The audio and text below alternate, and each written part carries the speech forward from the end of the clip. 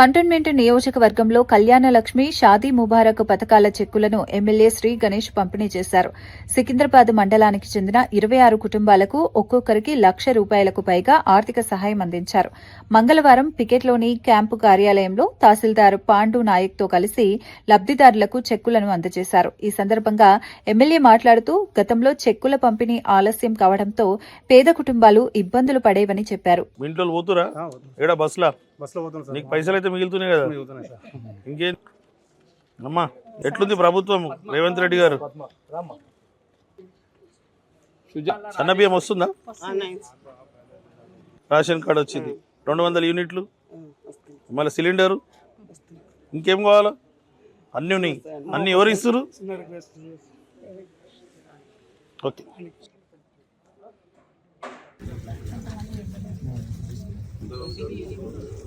ఈరోజు Secunderabad mandal revenue office నుంచి 26 మందికి కళ్యాణ్ లక్ష్మి, షాదీ ముబారక్ చెక్స్ ఇచ్చారు.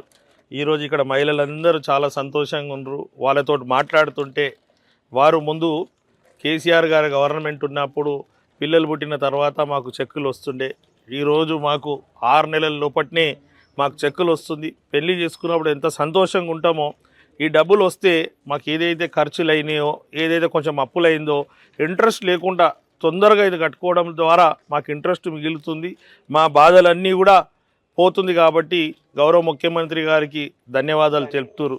అదే కాకుండా వీళ్ళు ఏమంటారు అంటే సన్న బియ్యం కూడా మంచిగా ఇస్తారు.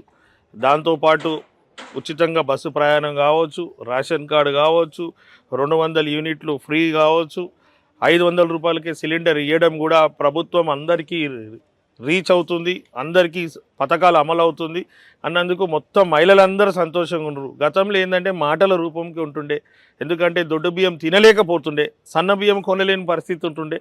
ఈరోజు మేమందరం ఇచ్చిన సన్న బియ్యం మేము కుటుంబ సభ్యులందరూ తింటున్నామంటే ఇలా కాంగ్రెస్ ప్రభుత్వంకే ధన్యవాదాలు తెలుపుతారు. ఈరోజు అందరు వర్గాలు సంతోషంగా ఉన్నారంటే కాంగ్రెస్ ప్రభుత్వం ద్వారా అని కూడా ప్రతి ఒక్క మహిళ ఇక్కడ చెప్తుంది. మీరు అందరు విన్నారు కాబట్టి వారికి మేము ఇవన్నీ చేయగలుగుతున్నాం ప్రభుత్వం తరఫు నుంచి, నా తరఫు నుంచి. అంటే వారి నమ్మకంతో మాకు ఓటేసి మమ్మల్ని ఆశీర్వదించినందుకే వారికి మేము చిన్న సేవ చేస్తున్నాం.